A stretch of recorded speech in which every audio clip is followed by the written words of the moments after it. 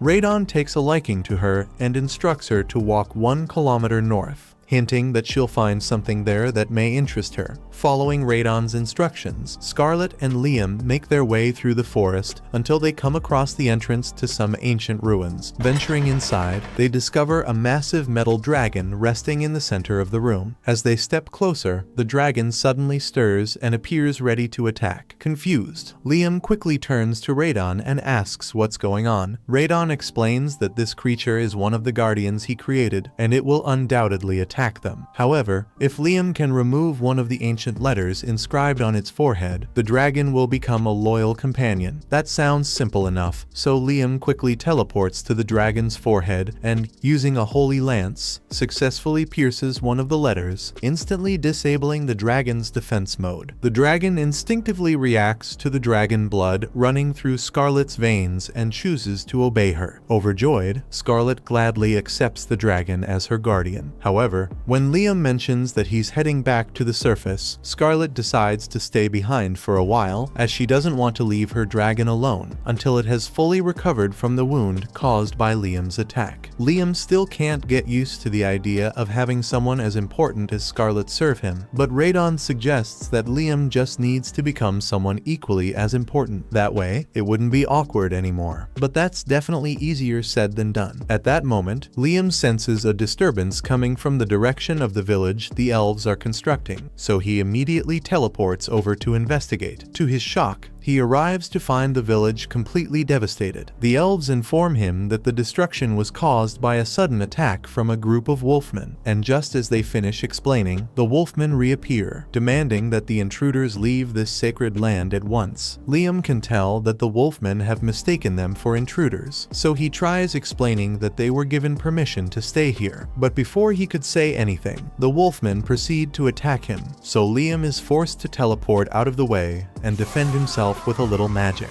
The wolfmen remain adamant about forcing Liam and his companions out of this sacred land, but then Liam takes out a Radon Jr., proving his connection to Radon. Realizing their grave mistake, the wolfmen immediately apologize for destroying the village. However, the elves assure them that it's alright, understanding that the wolves were simply fulfilling their duty as servants of Radon. The girls suggest that the wolfmen should become Liam's familiars as well. The leader of the wolfmen thinks it's a good idea, so they agree to become Liam's familiars. Liam has no reason to refuse, so he creates a contract with the leader, naming her Chris. The following day, Liam heads back to the village to check on their progress, with Chris and the other wolfmen now helping out. Construction has been moving along much faster. The moment Chris spots Liam, she excitedly leaps up and gives him a hug. When he asks about the status of the construction, she gestures toward an area and explains that they are still in the process of rebuilding one of the houses they destroyed the day before. Once again, she sincerely apologizes for acting so rashly yesterday, but Liam says it's fine, as long as the wolfmen can help repair the homes, although things would definitely go a lot faster if Liam could just use magic to repair the homes instead, but there's no spell for that in the ring. Radon suggests that if a repair spell doesn't already exist, Liam can simply create one himself. Liam is surprised to learn that he has the ability to create his own spells, so Radon explains that all he needs to do is vividly picture each step of the process required to achieve his desired outcome. Following this advice, Liam casts the newly formed spell on a piece of wood and then asks Chris to break it as a test. Chris follows Liam's instructions and smashes the piece of wood, but to her surprise, it immediately restores itself to its original state, looking as good as new. Liam then explains that this is the result of the spell he just created, Keep Memory. This spell allows inanimate objects to retain a specific state no matter what happens to them. By casting it on the village homes, he ensures that the buildings will remain standing, no matter what damage they might endure. After getting the hang of creating spells, Liam starts experimenting with various types of magic and eventually develops explosive magic missiles. He plans to continue crafting even more spells, but just as he's about to, he is suddenly interrupted by an urgent summons. Something has happened, and it's an emergency. Humans have invaded the land and are hunting down some pixies that live here. This is really serious, so Liam rushes out to investigate and discovers the intruders. He stands in their way and warns them to turn back because this is his nation. The men think Liam is just a stupid child, so they ignore him and continue moving. But then, Liam fires a warning shot to make it clear that he's not messing around. The men don't take kindly to this, so instead of just turning around and leaving, they decide to attack. They leave Liam with no choice but to take each and every one of them out. Once all the soldiers have been dealt with, Liam heads back to the village, where Rihanna expresses her gratitude for protecting the pixies. She explains that these pixies originally lived in the forest, but after being attacked by soldiers attempting to capture them, they fled here seeking refuge. Liam assures them that they are welcome to stay as long as they like, and even offers to form contracts with them. However, with so many pixies present, Liam ends up spending a significant amount of time naming them, and he's starting to run out of ideas. The following day, Liam gathers the girls in his pocket dimension for a meeting and presents the helmet, asking if they recognize it. Scarlet immediately identifies the crest on the helmet as belonging to Palta, similar to the kingdoms of Jamel and Quistador. Palta is one of the nations bordering the Promised Land. This suggests that the men who attacked yesterday were likely scouts from Palta, and if that's the case, then it's only a matter of time before scouts from Jamel and Quistador begin to appear as well. The three nations were once divided by the valley, but now that Radon's illusion barrier has disappeared, they are likely attempting to claim the land for themselves. Scarlet believes that the only way to permanently prevent anyone from seizing the Promised Lands is for Liam to establish his own nation there, and Liam agrees. With that decided, Scarlet begins listing everything he will need in order to form a nation. He needs land, people, and power. Liam clearly already has land. As for people, as Liam's popularity spreads, people will naturally flock to his side, so he doesn't have to worry about that. The only thing left to consider is military power. Liam may be strong on his own, but he needs a defense force strong enough to protect the land, even while he's not around. With that in mind, Chris steps forward and vows to protect the promised land, swearing to eliminate anyone who dares to attack it. Liam isn't entirely comfortable with how aggressive her declaration is, but given that wolfmen are naturally skilled fighters, he ultimately decides to entrust her with the land's security. Scarlet then advises Liam that all he needs to do is keep developing the village while proving his strength by repelling enemy forces. In time, the surrounding nations will come to understand that forming an alliance with him would be far more beneficial than trying to take the land by force. Everyone agrees on this plan of action, but by the next day, things had progressed far quicker than Liam thought they would. He's met by a man named Leonardo, who introduces himself as a noble from the Jamel kingdom, sent here by the king of Jamel to meet with Liam. He explains that the kingdom of Jamel does not want to fight with him, so he is here in hopes of forming an alliance, and if Liam agrees, the king of Jamel is willing to offer Liam Princess Scarlet's hand in marriage. Liam finds the offer a bit suspicious since he hasn't done anything to earn such recognition yet. Given Scarlet's previous actions, Jamel must have figured out that these lands are somehow connected to the dragon god, which could explain why they're trying to get on his good side. However, Liam still isn't certain about how to respond, so he quickly creates a telepathy spell on the spot and uses it to communicate with Scarlet, asking if she thinks accepting their offer would be a wise decision. Scarlet tells him he should accept since, if the two of them got married, it would at least buy them half a year of time to expand their nation. Liam takes her advice and tells Leonardo that he would be honored to marry Princess Scarlet. However, he wants to postpone the marriage for a year, so he can fully develop his nation into something worthy of the royal family. Leonardo says he understands and leaves to relay Liam's statement to the king. Now that that's been taken care of, Liam decides to visit Princess Scarlet's mansion over in the royal capital, but it's a really long journey to get there, so he had Scarlet escort his clone back, and once the clone arrived, it teleported the real Liam there. Now that Liam has visited Scarlet's mansion, he can return whenever he wants. Since this is his first time in the royal capital, he would love to explore the city, but as the ruler of another nation, he knows he must keep a low profile while he's here. Scarlet invites him inside for some tea, but just before entering, Liam senses traces of Radon's energy coming from within the mansion. Curious, he turns to Scarlet and asks if there's anything inside that could possibly be linked back to Radon. As a matter of fact, there's something that fits that description, so Scarlet leads Liam to her mansion's cathedral, where a statue of Radon has been preserved. The statue has been passed down through Scarlet's maternal family for generations, but Radon had no idea this thing was still around since he had forgotten about it millennia ago. He instructs Liam to approach the statue and cast an all-clear spell on it. As soon as Liam does, the statue begins to glow before suddenly transferring onto Scarlet's body. Looking down at herself, Scarlet realizes that she is now clad in a powerful-looking suit of armor, and for some reason, she can feel an overwhelming surge of strength coursing through her. She attempts to cast one of Liam's spells and launches a holy lance. She manages to complete the spell, but it leaves her completely exhausted since she had to deplete all her mana to do it. Even so, the fact that she actually managed to cast the spell is amazing since she never could have done that before. Radon explains that the armor Scarlet just wore was designed to enhance the abilities of its wearer while also granting them access to some of Radon's holy spells. However, Scarlet's body doesn't yet seem strong enough to fully harness the armor's capabilities after all. This is the golden armor, the most powerful of all the armor sets Radon ever created. She could likely handle one of the lower ranked armors, but unfortunately, all of them were lost in battle, meaning there's no way for her to obtain one. Liam doesn't think that will be a problem since if Radon created the armor to begin with, then all Liam needs to do is recreate it so Scarlet's body can handle its power. Radon finds Liam's enthusiasm enthusiasm amusing, so he agrees to help him recreate the armor and tells him the first thing he will need is some high mithril. Liam asks Scarlet if she can obtain some high mithril for the armor, which shouldn't be an issue for her. With that settled, Liam immediately gets to work. After putting in some effort, he finally crafts a set of armor perfectly suited for Scarlet. He then hands it over and lets her give it a try. First, she needs to establish a contract with it, so Liam instructs her to spill some of her blood onto the statue.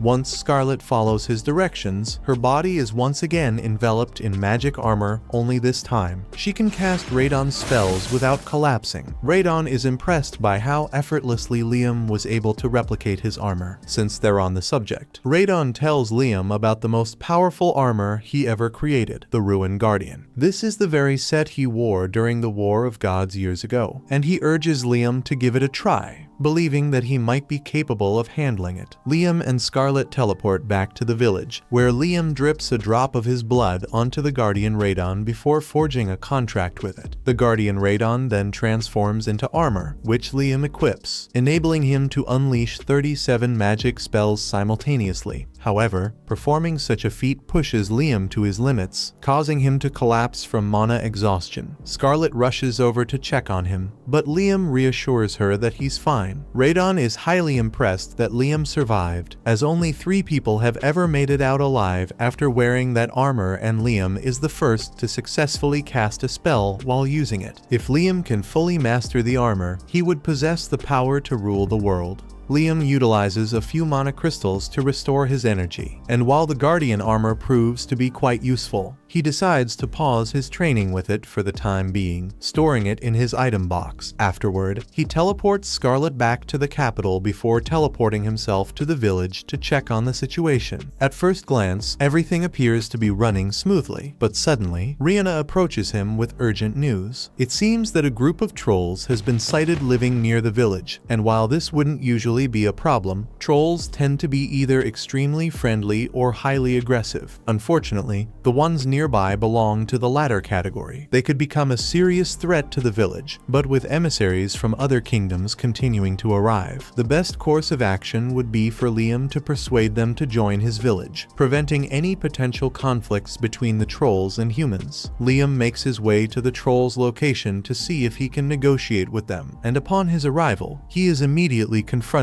by a group of trolls. Their leader demands to know why he's there, so Liam explains that he's in the process of building a nation and was hoping to invite the trolls to join him. However, the troll leader harbors a deep distrust of humans and has no interest in Liam's offer, firmly telling him to leave. Before Liam even has a chance to respond, the troll suddenly attempts to crush him. Liam does his best to evade the attacks, not wanting to harm the troll, but with each strike being potentially fatal, he has to be extremely cautious. Unfortunately, while trying to dodge, he accidentally stumbles into a hole in the ground, leaving him trapped. With the troll now having a clear shot at him, Liam must act quickly, or he'll find himself in serious danger. The troll's club lands a direct hit on Liam, but fortunately, he manages to equip the Guardian Radon's magic battle armor just in time, allowing him to withstand the attack without sustaining any damage. However, wearing the armor continues to drain a significant amount of his mana. The troll, shocked that a human could survive one of his strikes, briefly hesitates, but it makes little difference to him, as he simply decides to hit even harder next time. But before the troll can strike again, Liam gestures toward his own people standing behind him. In his blind rage, the troll had unknowingly caused considerable damage to them, and if Liam hadn't absorbed that last attack directly, the flying debris could have seriously injured his own comrades. Realizing he may have acted too recklessly, the troll takes a moment to calm himself and finally agrees to hear what Liam has to say. Liam expresses his gratitude to the troll leader for his willingness to cooperate, and once all the trolls have gathered, he begins explaining his intentions. He tells them that he is in the process of building a village nearby, which currently consists mostly of elves and werewolves. However, there is a strong possibility that many humans will arrive in the future. In the worst-case scenario, tensions could escalate into conflict, leading to the humans hunting down the trolls, something Liam wants to prevent. To avoid such a situation, he proposes that the trolls join his village. The troll leader understands what Liam is saying, but but he wants to see Liam's village in person before he makes any decisions. Liam is fine with that, so he teleports all the trolls into the village, and the trolls are all amazed by what they see. But then, the troll leader gets spotted by Chris. The two clearly recognize each other, and the moment she sees him, she rushes forward and knocks the troll to the ground with a powerful kick. Liam, completely baffled by what just happened, turns to Chris for an explanation. She casually informs him that she and the troll have a long history together. In short, they find each other incredibly irritating, and without fail, every time they cross paths, it results in a fight. So far, Chris has defeated him 307 times, while the troll has managed to best her 378 times. Speaking of which, Chris expresses her disappointment in their last battle. Noting that the troll barely put up a fight, she questions whether he's gotten weaker, but Liam quickly reminds her that she evolved into a werewolf. The troll didn't become weaker, she simply became stronger. Frustrated by the realization that Chris is now too powerful for him to challenge, the troll sulks, but Chris offers a solution. She explains that her strength increase came from forming a contract with Liam and suggests that he do the same if he wants to level the playing field again. The troll agrees, so Liam forms a contract with him and names him Guy. The contract causes Guy to evolve from a troll to a gigas, and while he may have gotten smaller, Liam can tell that his power increased dramatically. Now that Guy is stronger, Chris says she wants a redo of their battle, so she attacks Guy, and this time, he's able to block the attacks and counter them. It might look like an ordinary fight, but with her current level of strength, even a single punch or kick from both could be lethal to a normal person, leaving the other trolls watching in awe. Seeing their reaction, Liam mentions that he can grant them names as well if they're interested. The trolls eagerly accept his offer, and now Liam finds himself tasked with coming up with 50 more names in an instant. Once all the trolls have formed a contract with Liam, he asks them to do a small favor for him. So they head back to the canyon and begin collecting huge rocks for him. Guy and the other trolls get to work for him, and Chris tries to help as well, but she is nowhere near as strong as Guy, so he tells her to just leave the manual labor to him. She refuses to back down, but in the end, it's her legs that give out instead.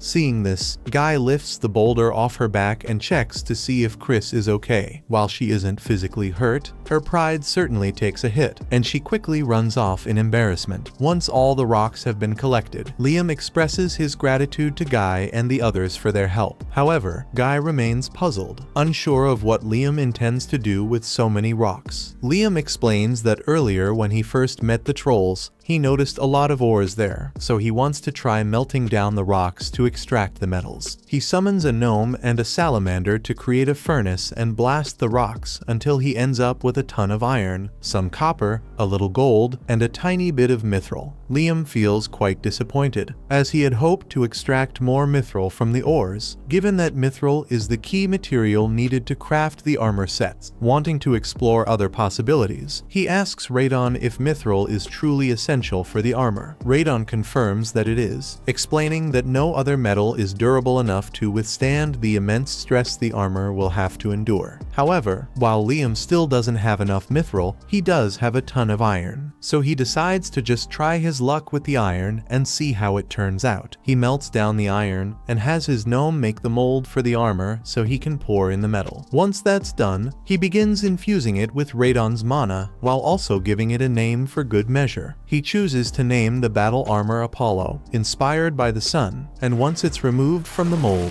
it becomes clear that the Apollo battle armor was designed in the shape of the sun. Liam believed that giving it a name that aligned with its form would make it more meaningful, and it seems his intuition was correct, as the armor's creation turned out to be a success. However, Liam runs into a separate problem that evening. Even though he successfully made battle armor out of iron, he still needs to come up with individual names for the armor sets for them to work, and he is all out of ideas for good names. After racking his brain all night, Liam was able to make 15 sets of armor, so he decided to distribute them evenly among the elves, werewolves, and trolls. Everyone assembles outside to put their new armor to the test in mock battles, with both Guy and Chris clearly enjoying themselves as they feel stronger than ever. Meanwhile, a group of bandits unknowingly wanders into the forest, and the moment they lay eyes on the elves, they instantly hatch a plan to capture together and sell them for profit. However, they must be out of their minds because they think it's a good idea to threaten the elves here, even though there's a group of trolls and werewolves right next to them. The leader of the bandits declares that he will be taking the elves with him, and as long as they cooperate, he won't have to hurt them. Liam considers stepping in, but before he can make a move, Rihanna stops him and insists that they handle this themselves. She then calls over Mina, one of the weakest elves, and instructs her to take care of the bandits. Under normal circumstances, Mina wouldn't even be able to hurt a fly, but thanks to the armor Liam provided, she effortlessly knocks out all the bandits in an instant.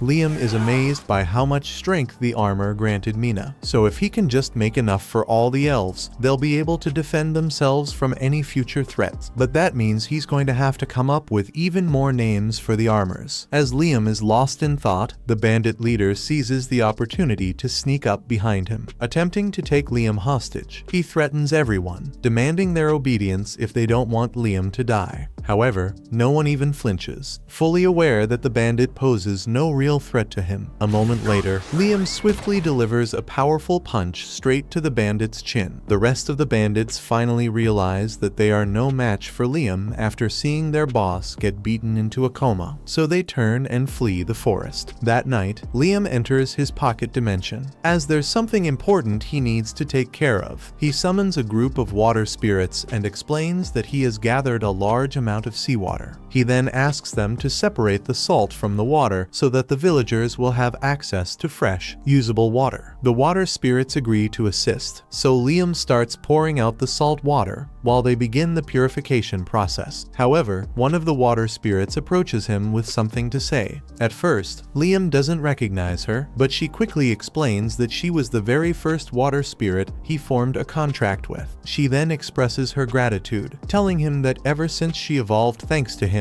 she has been able to accomplish far more than before. She was even learning to possess physical objects now, although the spirit monarch doesn't like it when spirits interfere with the physical world too much. Liam is intrigued after hearing that there's a spirit monarch, but he is even more interested in the fact that the water spirit can possess objects. From the mid-level onward, spirits gain the ability to possess objects, and equipment imbued with a spirit's power is known to be exceptionally strong. This gives Liam an idea. He turns to the water spirit and asks if she'd be willing to assist him with a small experiment. Without hesitation, she agrees, eager to help. Liam first names the water spirit Zero to gain an extra buff. After that, he crafts another battle armor in the form of a water spirit and has Zero possess it. With this, he successfully creates possessed battle armor. Following the same process, he repeats it with the fire and earth spirits, then hands over all 3 armor sets to Rihanna, Chris, and Guy. This significantly boosts their power once again, and they are all eager to use their strength in Liam's service. However, while Liam is doing this solely to ensure he can defend his nation, he has already gathered enough military might to conquer all the surrounding nations if he wishes, and he has no intention of stopping anytime soon, as the pursuit of magic is the only thing that truly matters to him. Now that most things in Liam's kingdom have been taken care of, he finally decides to return home after quite some time. Upon arriving at the guild, he is immediately confronted by Jody and Asuna, both of whom are quite upset with him for vanishing for weeks without saying a word. Liam offers an apology, explaining that he had so much going on that he completely forgot to inform them. Asuna reassures him that it's not a huge issue, but what really matters is that he hands over their money. At first, Liam has no idea what they're referring to, but Jody quickly reminds him that they had entrusted him with some money a while ago. Back when Princess Scarlet first gave Liam his hush money, he had gathered Jody and Asuna for a meeting to inform them about it. During that meeting, he also intended to give them their share, which was a massive chest packed with gold coins. Asuna and Jody were initially reluctant to accept the hush money, as they literally had no choice but to keep Liam's secret anyway. He could simply order them to stay quiet if he wanted to. However, Liam had no intention of giving them any orders and simply told them to take the money. In the end, Asuna and Jody agreed to accept it, but since carrying around that many gold coins would be risky, they decided it would be safer for Liam to hold on to it until they needed it. And now, that time has come. Liam agrees to hand over the money, but can't help but wonder what they plan to spend such a large amount on. Neither of them responds hands right away, but a few moments later, they take him to a grimoire shop and surprise him with a gift. As Liam examines the grimoire, he quickly realizes that he has never come across this spell before. Grateful for their thoughtfulness, he sincerely thanks Asuna and Jody. After that, the three of them return to the guild to catch up, where they learn that Liam has been busy building a nation. That certainly explains why he had been gone for so long. Now that he's back, Liam asks what they plan to do next. They have the option to either join his nation or remain in town and continue hunting. However, the choice isn't a difficult one for them. They want to go wherever Liam goes. Liam is pleased to hear their decision, but they can't return to his nation just yet. He wants to test out the grimoire they gifted him and fully master it first. Using the grimoire, he casts the spell Dust Box and, to speed up the learning process, repeatedly activates it in rapid succession until he can perform it flawlessly with no delay. Jody and Asuna are amazed at how effortlessly he masters the spell, but beyond that, they don't actually have any idea what it does. Liam explains that the spell is called Dust Box, and it is pretty similar to an item box since you can put stuff in it. But there's one key difference. Liam takes a piece of fish and places it in the dust box for a minute. After pulling it back out, the fish is completely rotten. Asuna and Jody are amazed, so they ask him if the spell is useful. But honestly, Liam can't think of any use for a spell that makes things age quickly. At that moment, Liam notices a waitress carrying some wine, and an idea suddenly strikes him. Without wasting any time, he dashes off, and an hour later, he returns with a bottle of freshly squeezed grape juice. His theory is simple: if he adds some yeast to the grape juice and places it inside the dust box for a while, he should be able to turn it into wine. They put his theory to the test, leaving the grape juice inside the dust box for 5 minutes. When they take it out, the juice has transformed into high-quality wine. The ability to produce wine in such a short time is already impressive, but the implications go even further. In fact, anything that relies on fermentation can be mass-produced using this method, making the spell far more useful than Liam initially thought. A while later, Liam takes Jody and Asuna to his house and pulls out 10 different bottles of wine. He put 10 bottles of grape juice in the dust box 1 hour apart, so the bottle labeled 10 was in there for 10 hours. The bottle labeled 9 was in there for 9 hours, and so on. He wants Jody to help him taste test the wine, and she's happy to help. So she grabs wine number 1 and takes a sip. Then number 2, then 3, 4, all the way to 10. In his past life, Liam had quite a fondness for alcohol, so he can't help but feel a bit envious that Jody gets to enjoy the wine instead of him. After finishing her tasting, Jody excitedly remarks that the bottle aged for 1 hour has the taste of a 1-year-old wine, while the bottle aged for 10 hours resembles a 10-year-old wine. This confirms that every hour inside the dust box equates to a full year of fermentation. Now that Liam has figured this out, he can significantly optimize his production process. Asuna feels a pang of jealousy that Jody is the only one allowed to taste the wine. But since Jody is an adult while she and Liam are still too young, there's nothing she can do about it. With his experiment now complete, Liam takes Jody and Asuna to his nation, where he introduces them to everyone. The villagers warmly welcome them, and to celebrate their arrival, they organize a grand feast in their honor. Various species contribute their favorite dishes to the banquet.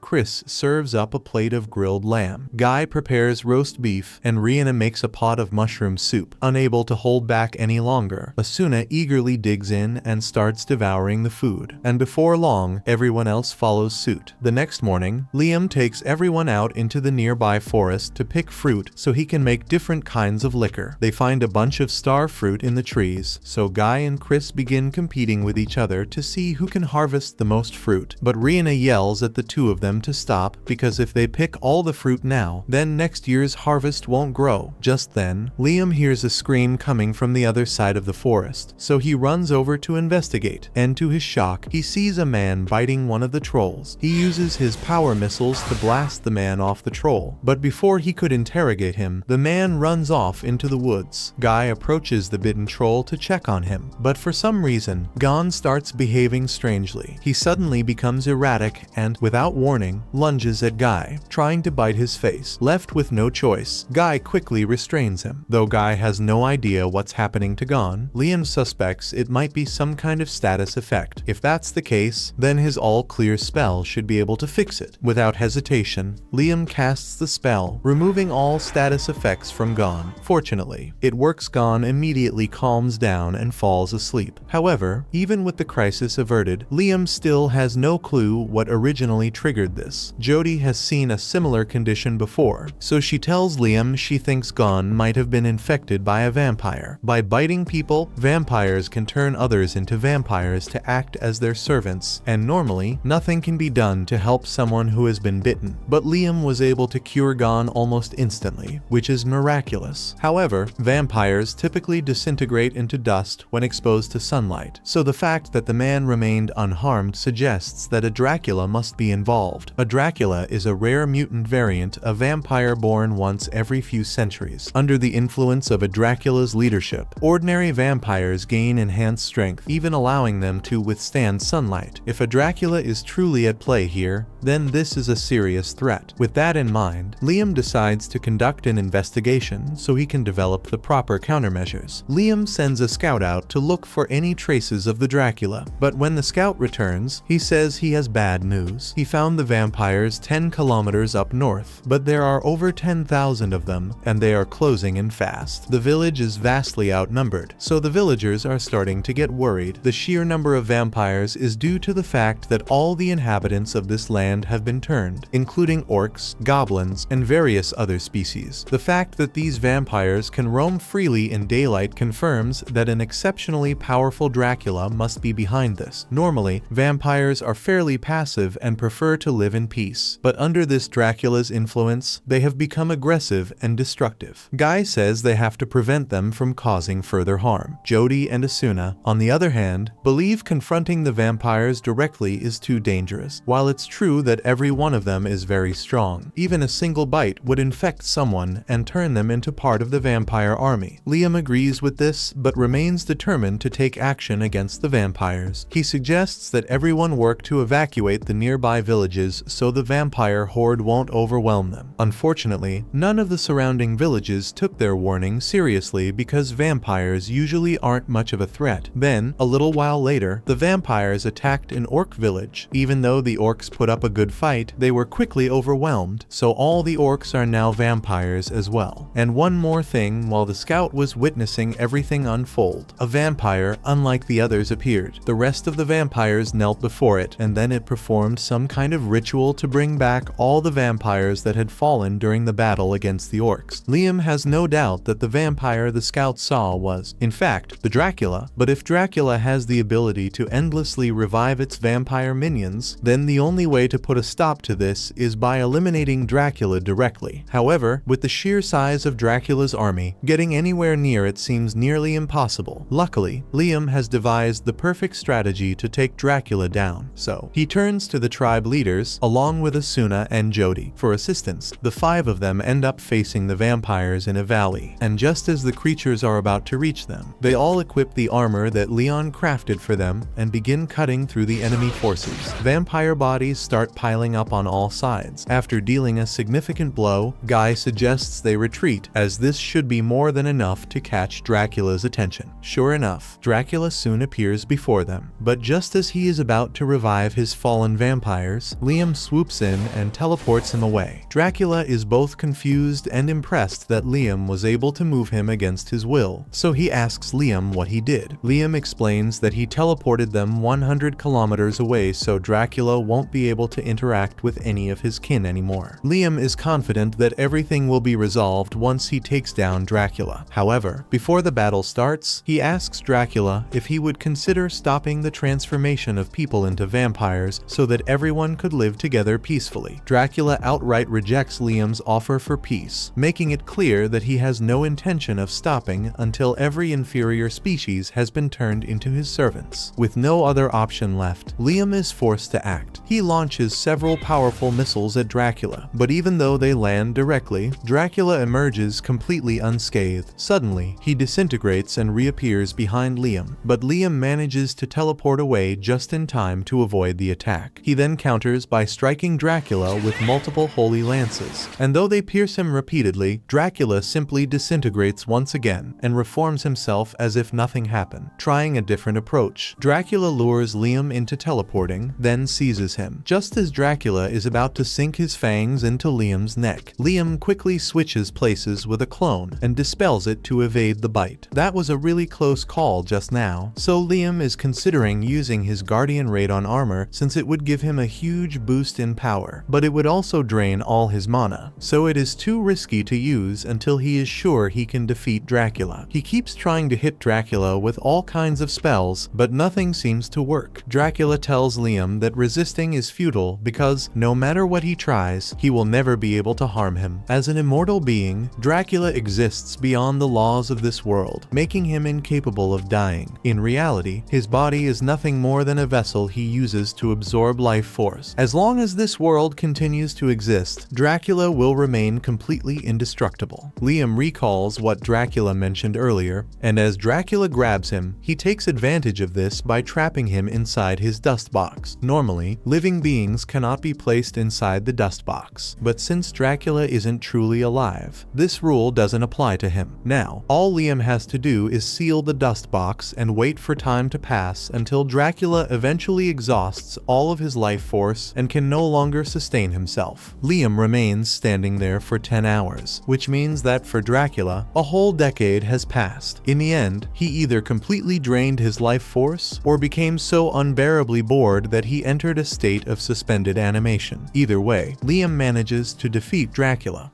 Now that his job is complete, he makes his way back to the canyon to check on the others. Upon teleporting back, he is met by Asuna and Jody, who are relieved to see him unharmed. They figure Liam must have somehow succeeded in defeating Dracula, and with Dracula gone, he assumes all the victims should now be free. However, to their dismay, they all begin to burn away instead. Once they had turned into vampires, their bodies were maintained by Dracula's magic. So now that Dracula is dormant, they are destined to vanish. Liam refuses to let all these people die, so he begins to think as hard as possible to come up with a way to save them. It's then that he recalls how he managed to cure a Gon by using the all-clear spell. He starts casting as many all-clear spells as he can, and while he succeeds in saving a few of the people, there are still countless others who continue to disappear. With his single-target all-clear spell, there's simply no way Liam can save them all. That's when Liam gets an idea and decides to put on his Guardian Radon armor for a power boost, allowing him to cast a wide area all-clear spell and heal everyone simultaneously. The entire canyon becomes engulfed in holy light,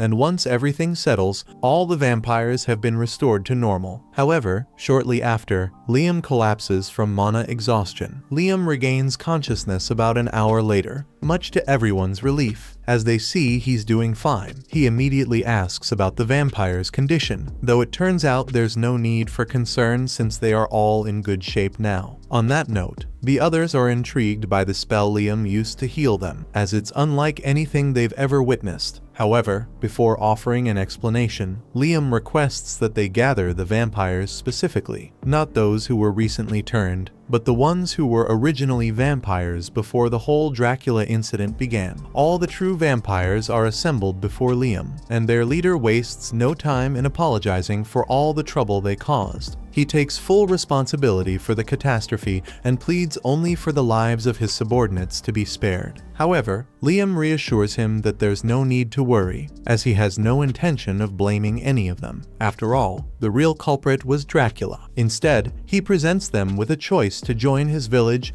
and regain the ability to walk in daylight. Now that Dracula has been defeated, the regular vampires have likely lost their resistance to sunlight, meaning that by morning, they will either burn to ash or be forced to return to a life of darkness. Understandably, the vampires are hesitant to pledge loyalty to Liam after everything that happened with Dracula. However, Liam assures them that he isn't like him. He only has two simple rules for them to follow. First, they must obey his instructions, and second, they must not create any conflicts. The vampires appear satisfied with the terms of the agreement, so they all gather to allow Liam to form contracts with them. The first to form a contract is the vampire leader, whom Liam decides to name Alucard. A few days later, Liam returns to the spot where he trapped Dracula. Since several centuries have passed inside the box without any source of sustenance, Dracula begins to fade from existence. Once Dracula has completely vanished, Liam dispels the box, finally allowing himself to relax. Elsewhere, a noble is observing footage of Liam's battle with Dracula through his crystal ball, and he's in disbelief that a single boy was actually powerful enough to defeat Dracula. This poses a problem for him, as he had intended to use Dracula as an excuse to deploy troops into the Holy Land. Now, however, he has a more pressing concern to address: the kid who single-handedly brought down Dracula. He can sense just how powerful Liam is based on the kind of magic he's using, but the video cuts off before the fight concludes, leaving him clueless about the method Liam used to defeat Dracula. The noble finds it hard to believe that a normal human could wield such strength, so he decides to observe Liam a bit longer to gather more information before attempting to lay claim to that land. When extraordinary beings like Liam emerge, it always signals a turning point in the era. Now, the question is whether Liam will become a hero or a demon lord. Back in Liam's village, he's completely worn out after the stress of dealing with Dracula, as well as having to form contracts with all 10,000 of Dracula's victims. While he managed to form the contracts, there's no way he can come up with 10,000 names right now, so he decides to put naming on hold for the time being. Just then, two slimes Liam had named approach him, announcing they have a gift for him. One of them poops out a statue of Liam. Liam appreciates the gift, so he thanks the slimes and brings them along on his daily patrol. What was initially meant to be a small village has rapidly expanded into a city, thanks to everyone's efforts to build accommodations for all the species living here. Aside from the dwarves, the elves have the most experience with construction, so Liam placed Rihanna in charge of overseeing that. Meanwhile, Guy and the other Gigatrolls are responsible for patrolling the Promised Land to keep an eye out for any threats, while Chris and the other wolves take charge of hunting for food. Everyone has their own duties, and they all put in their best effort to carry them out, ensuring that everything runs smoothly. At that moment, Guy approaches Liam with something to report. He's spotted a group of humans in the forest who claim to be merchants from Quistador. They're requesting a meeting with the king of this land. Liam considers that meeting with them might be a good idea, but he quickly points out that he isn't actually a king. However, Guy doesn't understand what Liam means, as he is the master of over 10,000 powerful beings and governs the city so naturally, he must be the king. To prove his point, Guy turns to the others and asks if they also see Liam as the king, and sure enough, they all just assumed he was. Since everyone agrees that Liam should be their king, Radon decides to make it official. As the land's original owner, he formally declares that he is crowning Liam as the king of this nation. A short while later, Liam teleports to Scarlet's house to check in on her. He finds her sitting in her room, already expecting his arrival. After exchanging greetings, Liam asks if she was able to uncover any information about what the Kingdom of Jamel is planning. Unfortunately, Scarlet admits that she wasn't able to find out much, but she does know that Jamel's officials are hiding something. That's likely the reason they refuse to withdraw from the Promised Land. Even with the risk of provoking Liam's wrath, there must be something they're searching for, but Liam has no idea what it could be. So, Liam turns to Radon to see if he knows anything. However, Radon refuses to answer his question, leaving Liam with no choice but to investigate further later on. He then asks Scarlet if she would like to return to his city with him, but she declines, saying she prefers to stay in the capital and continue gathering information for him. Respecting her decision, Liam agrees and tells her he'll be heading back to the village for now, but he promises to visit her again soon. As soon as Liam returns to the Promised Lands,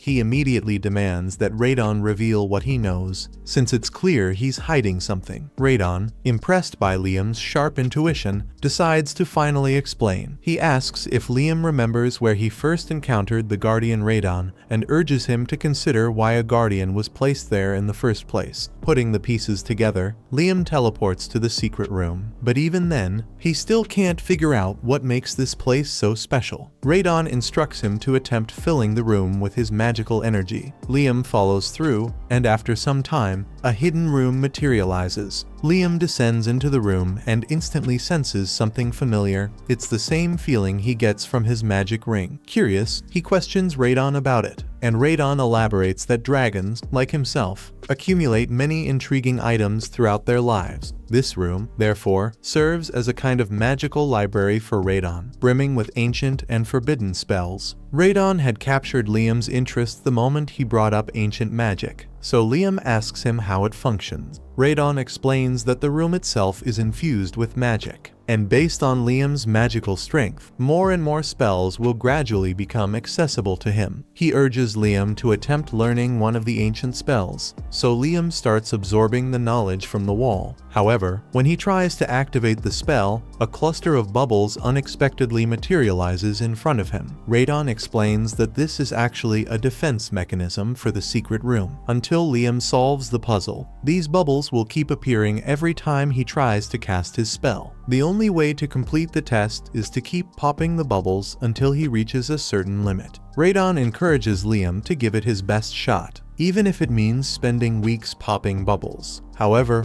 Liam has a much faster approach in mind. He creates a clone of himself, and together, they unleash a barrage of fire spells to wipe out the bubbles as quickly as possible. After just an hour of this relentless assault, Liam successfully completes the test and gains access to the ancient spell. Now that he has mastered the spell, Liam decides to test it out with his clone. He instructs the clone to cast an item box and drop a rock over him. However, just before the rock can make contact, Liam activates the ancient spell, summoning an absolute force shield. The moment the rock crashes into the shield, both instantly shatter. The absolute force shield is a spell capable of entirely negating all damage from a single physical strike. It's an incredible spell, though it comes with its limitations, as it cannot block any magical attacks whatsoever. Additionally, if two physical attacks are launched simultaneously, the shield is unable to stop the second one. However, even if the absolute shield only blocks one attack, Liam can simply cast it multiple times in succession, rendering him nearly invincible against physical assaults. There's also a spell known as Absolute Magic Shield, but it's located on the second floor of Radon's den. This means Liam will have to work hard to increase his magic power and break the second seal to access it. However, after thinking it over, Liam realizes that since he has already mastered the Absolute Force Shield, he's confident he can figure out how to create the Absolute Magic Shield on his own without relying on Radon's library. He starts casting the Absolute Force Shield, but this time, he sets the target for damage negation to magic. He then begins testing the spell in his imagination, continuing until he successfully replicates the Absolute Magic Shield flawlessly. Radon is left utterly speechless, completely stunned, as Liam somehow managed to craft ancient magic entirely on his own after using it for just 2 minutes. In the centuries since Radon created his library, no one had ever managed to break the first seal and gain access to it. But Liam not only accomplished that, he also managed to create ancient magic purely through intuition. Liam then moves on to test the new magic shield with his clone. He instructs the clone to fire several powerful missiles at him, and he effortlessly blocks each one with a shield, since he takes no damage at all. It's clear that the shield works flawlessly, leaving Liam satisfied with the results. Now, there's only one thing left to do. Liam steps into his pocket dimension and summons a shade spirit to plunge the area into complete darkness. Radon, puzzled, asks him what he's trying to achieve. Liam explains that he wants to train himself to sense the presence of magic more effectively. By doing this, Liam will always be able to determine whether an incoming attack is physical or magical,